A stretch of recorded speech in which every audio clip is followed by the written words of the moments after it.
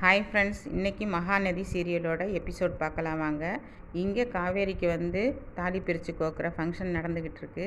அப்போ காவேரியோட ஃபேமிலி எல்லோரும் வர்றாங்க. ரொம்ப சந்தோஷமாக இருக்காங்க. எல்லோரும் சந்தோஷமாக கலந்துக்கிறாங்க.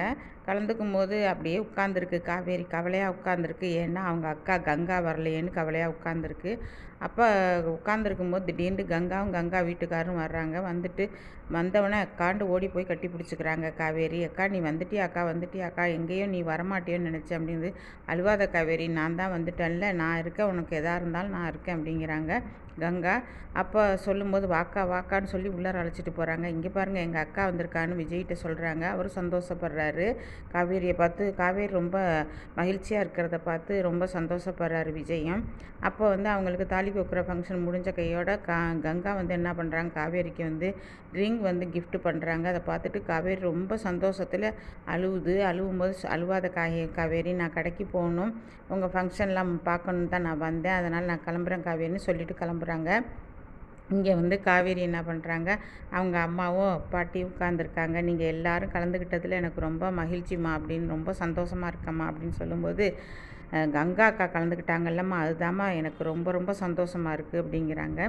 இங்கே பேசிக்கிட்டு இருக்கும்போது அங்கே பசுபதியோட பொண்ணு ராகினி என்ன பண்ணுது, அங்கேருந்து வருது.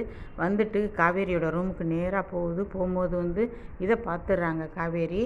உடனே கேட்குறாங்க, ஏன் ரூமில் நீ என்ன பண்ணுற அப்படின்னு. சும்மா சுற்றி பார்க்க வந்தேன், அதனால் என்ன, சுற்றி பார்த்தா என்ன, ஏன் ரூமுக்கு எதுக்கு வந்த நீ அப்படிங்கும்போது, எனக்கு எல்லாம் தெரியும் காவேரி, நீங்கள் எப்படி இருக்கிறீங்க, எப்படி குடும்பம் பண்ணுறீங்கன்னா எனக்கு எல்லாம் தெரியும். தெரிஞ்சு நீ இப்போ என்ன பண்ண போகிற, என் ரகசியத்தை தெரிஞ்சு நீ என்ன பண்ண போகிறேன்னு காவேரி கேட்குறாங்க.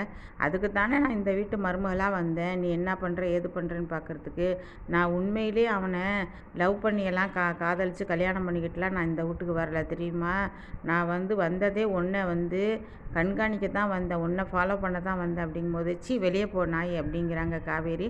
அதுக்கு சொல்கிறாங்க, இப்போ தானே சொல்கிறச்சி வெளியே போட்டு, நாளைக்கு என்னை சொல்ல முடியாதுல்ல, இந்த வீட்டுக்கு மருமகளாக வரப்போனால் சொல்ல முடியாதுல்ல அப்படிங்கிறாங்க.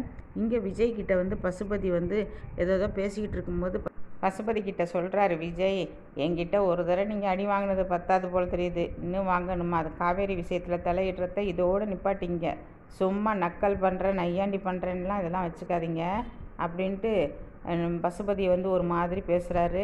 அப்போ அப்படியே முழிக்கிறார் பசுபதி. வெளியில் பசுபதி சொல்கிறாரு, இருங்கடா உங்களுக்கெல்லாம் ஆப்பு வச்சுருக்கிறேன்னு பசுபதி சொல்கிறாரு. இங்கே காவேரி நல்லா சந்தோஷமாக இருக்கிறத பார்த்துட்டு விஜய் சொல்கிறாரு, ஒரே சந்தோஷமாக இருக்க போல தெரியுது அப்படின்னு சொல்கிறாரு. அதுக்கப்புறம் வெளியில் அழைச்சிட்டு வர்றாரு காவேரி. வெளியில் அழைச்சிட்டு வரும்போது காவேரி நகையெல்லாம் போட்டிருக்கிறத பார்த்துட்டு ஒரு சுற்றி விட்றாரு விஜய். இதை பார்த்துட்டு பசுபதி ஃபேமிலியெல்லாம் ரொம்ப அப்படியே அதிர்ச்சி ஆகி போய் நிற்கிது.